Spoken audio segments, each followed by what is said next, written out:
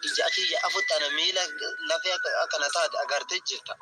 Ablu sibila shukuzi na kato jasi na zida kasi karamale sibisi intiyo. Rike? Diskama. Intiyamu. Keria. Ani dulle adu jede keria ande si jede anje chuda. Keria ande si te jennan toko isi jala fige hinka beje chuda. Ani kabnan isasan keria ka inni du kan fine kabe. Kune nile arbaru kan fige natumu egalani. Garuu isa san keerii irraa hambifisee isiin immoo dhokattee goda jala dheettee na eegutti turte akka kanatti miidhame rabbiilleen immoo miidhaa keessaa na baase anillee waraana faa'oon seene waraana faa'oo bira kundichirra jedhee anaa gammade isimatu garuu shira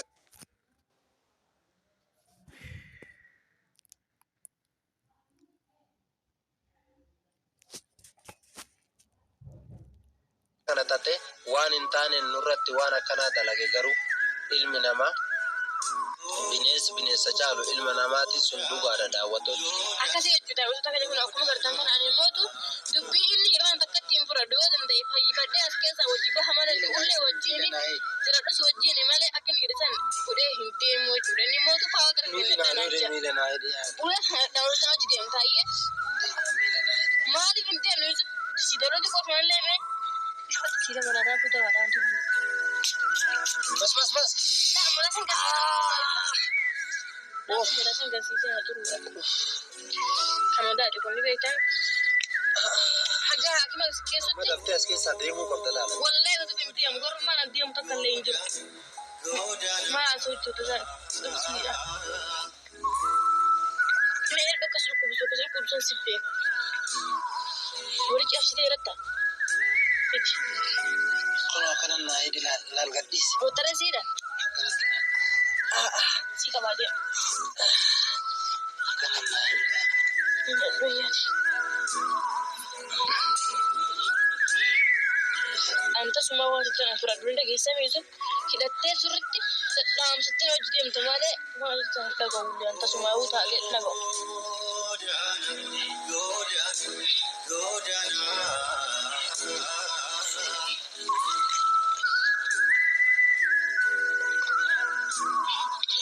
Kau tu bilang kalau sih ni tu kita dia pasti kamu dia. Bila sakit tu aku mereka nak lihat naji dulu tu. Kira kasi naji dulu.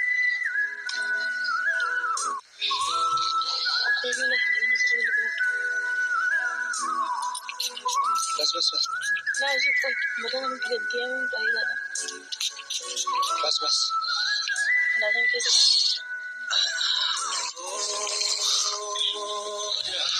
Kali ramrut kisah. Kan mata naik. Kalau kita tidak boleh tukar. Kan mana naik dia. Apa itu? Kau hari ini kau kita. Makasih Manu. Kau kita kau irain. Bon tinggal. Irain aja cerita. Iya. Aku sering mandi sesaran jadi betul. Makan itu tak beda lah. Surah jujur abang malu tu kisah je. Aja aku tiada son ampau sih kalau berada yang kita kalian. Aman deh tapi. Wallahi dan Yusuf. Kalau man dia nama dia. Nanti tak kabar itu deh. Nanti kalau ansija cukup dah saya tahu turam betul. Sini dah mana kita usah tu kita mau buat tu banyak gawat tu dah. Untuk mana ni kau sekian dia untuk kalian. Kau mesti lihat kalau tu beras di sini. Lihat beras di sini. Terus mana dia untuk kalian. Makanya. Makasih je sudah waktu tu kayaknya amma rakalas. Fauna madufnan kaya tu majette. Akan itu gede sih kan. Nakkan ini nak. Dan cakap temu ti. Kan akan kerja. Situ bekas ini ada dua kali. Oh, betul.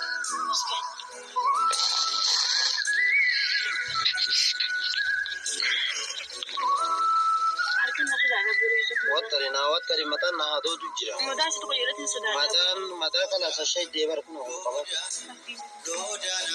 Arti wat tadi. Kelas. Wat tadi apa?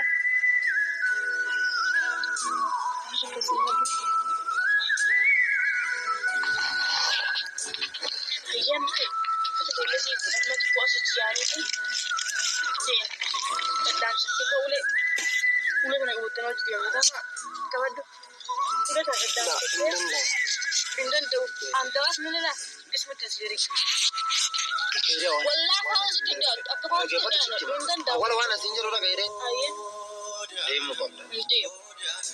Hindi deemta siin jennaan ni deema. Akka itti deemtutti Faawon asitti dhuftee sun dhaggeeffatu. Faawon fe'atu dhuftee beekamtee kun oola. Anti waa kana bishaan quraanaa kanallee dhume yoo. Fuudhi kanallee. Kanas lakkaan furmaata ta'e argee. Fuudhitii fuudhuu deemu. Fuudhuu deemu. Faawon keeriyaa osoo anas ol ka'ee si gargaaruu hin danda'u. Waraan. Gismi ke butuh dia sih dia tuntun dia nanti yang mana itu kan. Sejamar. Ya dia kemarin kita sudah tinasai media rat kayak dia mana. Dia mesti kira. Wana sinjere kau pokok. Wana sinjere. Baru jadi berfaham. Wana sinjere. Faham. Tirina bedan. Tirina ujungnya tu turun. Isi amane itu sinjun ni. Nama tanya kau. Jalate. Mungkin. Jalat. Fauna masih dulu ini. Dijaki ya aku tanah mila lafaya akan agar terjirta. Abdi sebelah syukur nak itu sudah kasih teramale sedikit indio. Baik? Terkaman. Indiamu. Seria. Anak kan anak kita Yusuf. Jami dural lega kanate. Ansi jami di baru Yusuf. Anak kita sedikit apa? Ramai nak buktikan ini wanita ansi. Assalamualaikum warahmatullahi wabarakatuh. Hordoftoota fi kabajamtoota koo ashama harka fuunee warra namantaa biraas akkam jirtu fayyaa keessanii nagaa keessanii jajjabaattu baganaaf jiraattan bakkuma jirtan maratti rabbiin fayyaa nagaa sana godhu siniin jecha. Egaa hordoftootaa fi kabajamtoota koo wallaahi ammanuma obbaree ammanuma dubbachuunsaa wallaahi alhamdulillah galata rabbii. Egaa fayyaa isaattis rabbiin haa deebisu. Madaa isaa madaa saree rabbiin haa godhuufi isiniin jedha. Egaa obboleeyyan kiyya ammas immoo keeriyaa jechuudha. Keeriyaa miidhu malee keeriyaa dhaqee nama isii jala yaa'u hunda nama ofitti garagalfattee gaara keessaa qabdu dhaqee keeriyaa bakka siin jirtutti itti ergee tumsisuun qabaa.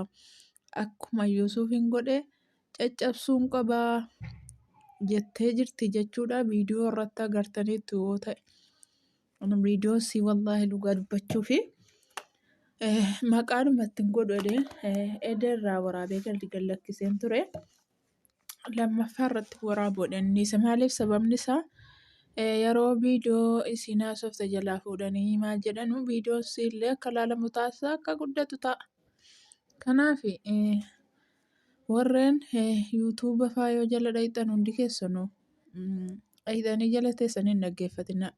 Dhugaa rabbi mataarraa yoo dhaggeeffattan achumaan dhiisaa ba'a malee rakkoo hamaa kana guddaa waan isin hojjetaa jirtu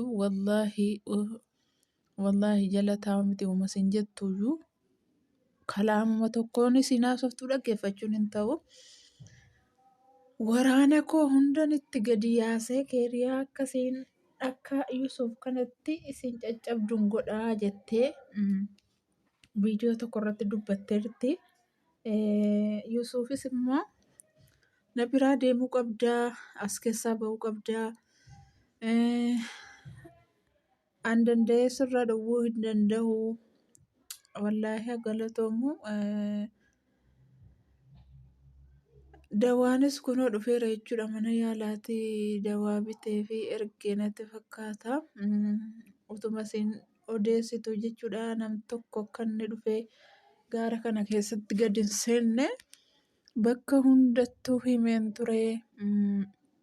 Akka nam tokko dhufee gaara kana keessatti hin seenne waraana koo hunda bakka hunda qabsiiseen jira jetti. Isuma keessaa immoo dawaa kanayyuu argatee ammanuma miila kana hidhatee ashagachuun hundi waan guddaadha. Wallaahi ammanuma immoo bahee dubbateetuma viidiyoo irratti dubbachuun hundi isaa waan guddaadha. Utuu akkasiiti wallaahi ajjeesisiisuudhaan baate malee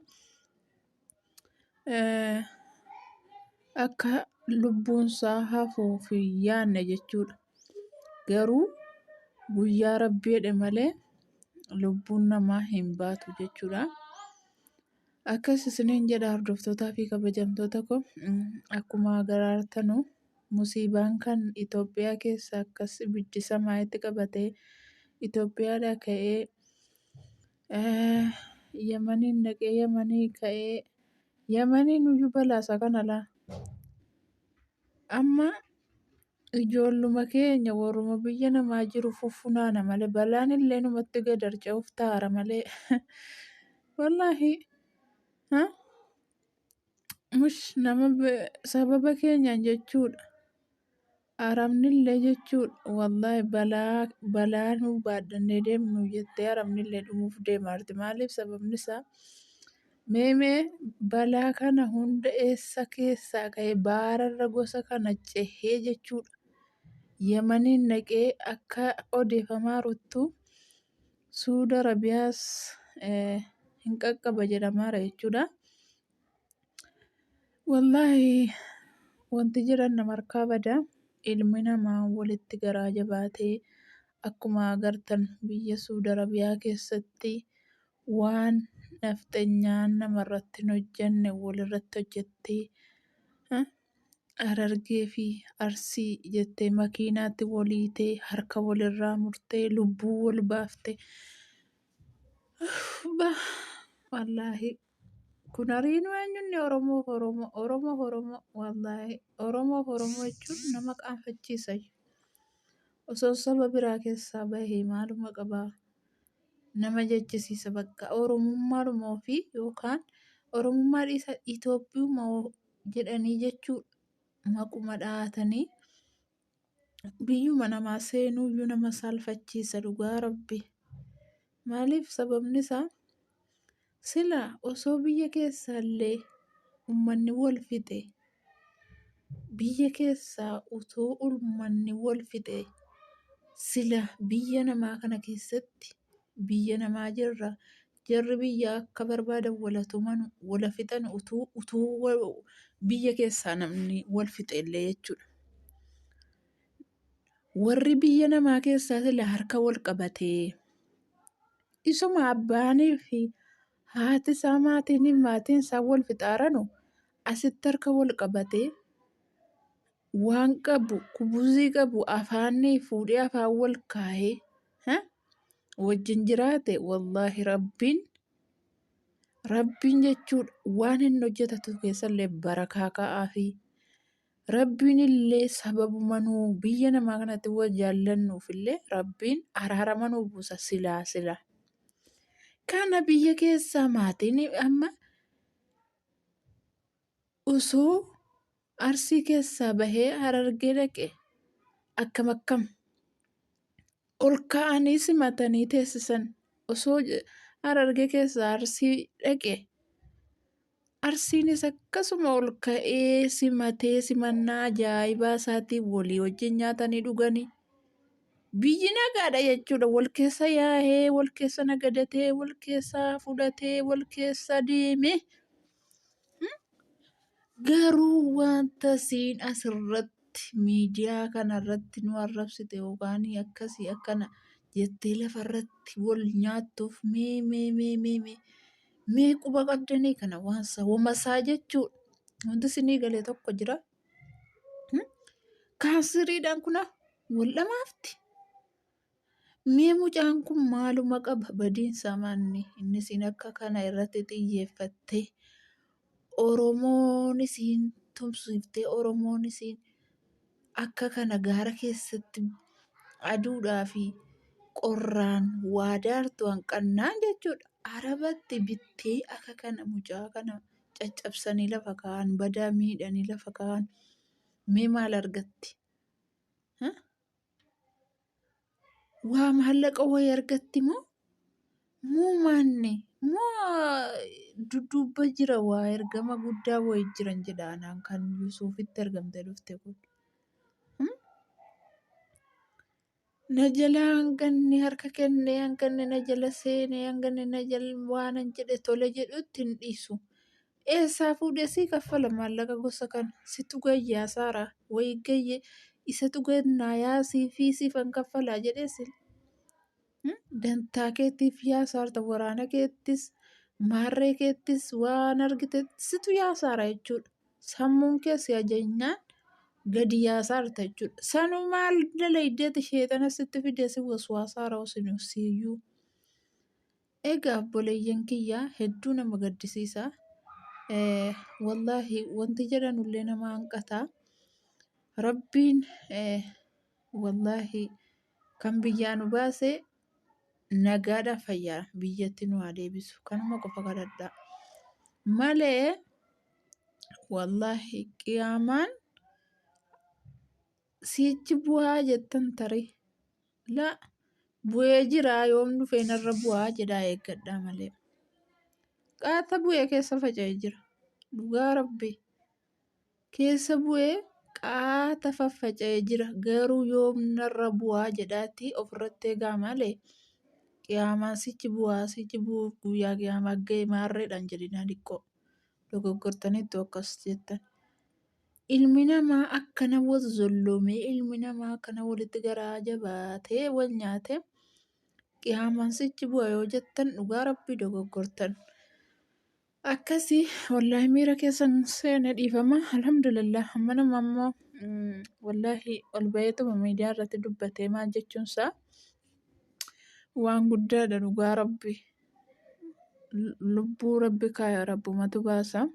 Silas guyyaa Rabbii jedhe biyya namaa ta'us biyya ofii ta'us guyyaa Rabbii jedhe ba'uunsi waan hafa hin qabne.